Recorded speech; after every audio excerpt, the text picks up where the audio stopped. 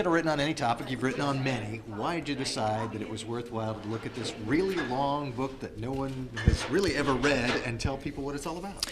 Somebody asked me to after I'd had too much to drink. I was out to lunch with this fellow, Toby Mundy, who runs, Atlantic. Grove Atlantic has been my publisher just forever. I mean, I've done all my books with Grove Atlantic. And Toby Mundy runs our British operation. And I was over in London, and Toby and I were out to lunch. And Toby had this idea for this series of commentaries on great books, books you're never ever going to read, daunting books. And so his idea was to get not experts really, but enthusiastic lay people to read these great books and explain them to the public. And so we're having lunch, and we're having a little too much to drink at lunch. And he said, "You've read Wealth of Nations?" And I had had just enough to drink that I said, "Sure I have," And he said, "Well, why don't you just, whip off something here, just 50,000 words, it won't take you that long." And I said, "Sure." And then I got back home and I hadn't read Wealth of Nations. I'd read maybe 6 pages out of 900. And not only that, you have to read The Theory of Moral Sentiments, this doorstop that Smith wrote before The Wealth of Nations, if you're going to properly understand The Wealth of Nations. So it didn't take me, Toby was right, it didn't take me that long. It only took me about 5-6 months to write the book. It took me 1.5 years to do the reading. No, but despite that, you talk about the fact that this is a very important book, even if people never read it from cover to cover. Well, it is worth reading in. You don't really have to read the whole thing. A lot of stuff has been overtaken by events, and some of the stuff may not have been interesting even at the time. But it is a crucial a book about capitalism because it lays the moral foundations for a free market. And Smith is talking about the 3 necessary things that you have to have for economic progress. And they all have to do with individual freedom. I mean, it is the division of labor, that is to say, your right to pick and choose what you want to do for a living, and trade, which is a very fundamental freedom here, and everything he has to say about his fundamental theory of free markets has to do with individual liberty and property rights, starting with our right to ourself, our right to our own self-possession, our right to be free people.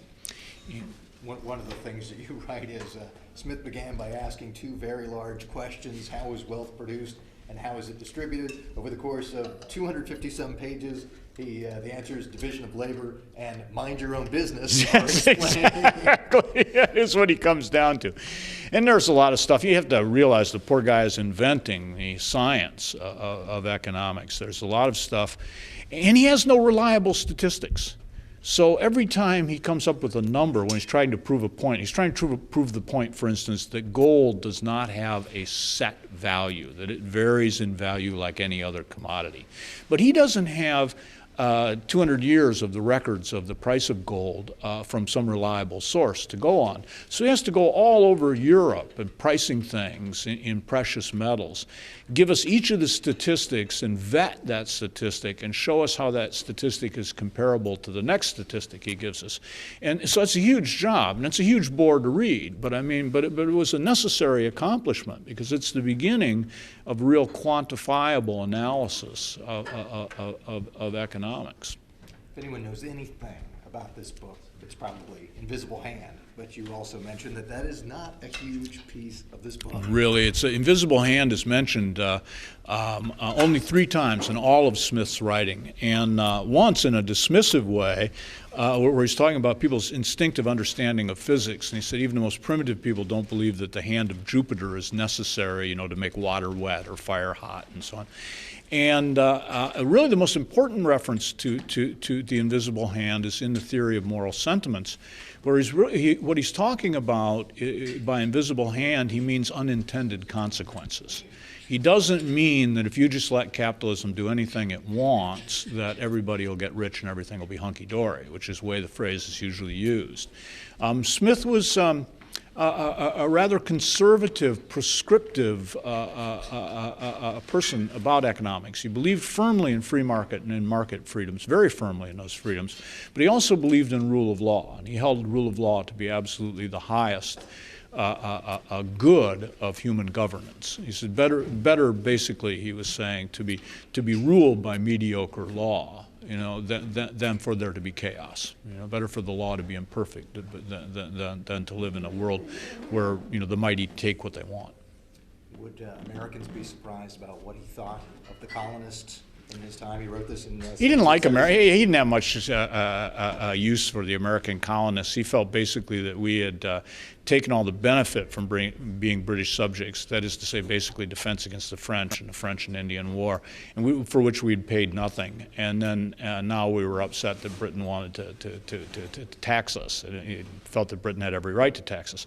On the other hand, he also felt that we had every right to a say in the Parliament, and that the solution to this, which was Franklin's early position too, was actually a union, a proper union between the two countries, abolition of the colonies as colonies, and a union with Britain. And despite the fact that he was dismissive, though, America has ended up proving a lot of what he said that is correct. Well, yes and no. I mean, actually, America was remarkably isolationist and protectionist in its economic policies. It was only by dint of our development of a huge internal market that we overcame some of the things that Smith thought would ensure our failure. He felt that the American colonies were likely to fail, partly because he had an 18th century skepticism about democracy.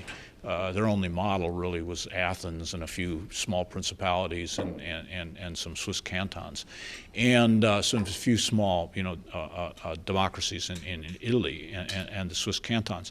But also because he was afraid that we would recede into this protectionist anti-free trade, and we did. And yet our internal market was able to develop so fast and grew so fast that we became rich in spite of our economic policies. Okay, so last question. People see the big tome sitting on the shelf. They're probably not going to read it. Maybe they'll read On the Wealth of Nations, but if they don't read that either, what should they know about this book and what it means for us? Well, that's basically my book, is to give the individual reader some idea of what he or she might be interested in the Wealth of Nations. For instance, there are 5 books in the Wealth of Nations. One book is devoted, and it's the briefest book, is devoted to a kind of an economic history of Europe, showing how the middle class essentially defeated feudalism. Even if you aren't interested in the technicalities of economics, if you're interested in the history of human freedom, that one book in there is an absolutely fabulous book to read. Thank you very much. You're very welcome.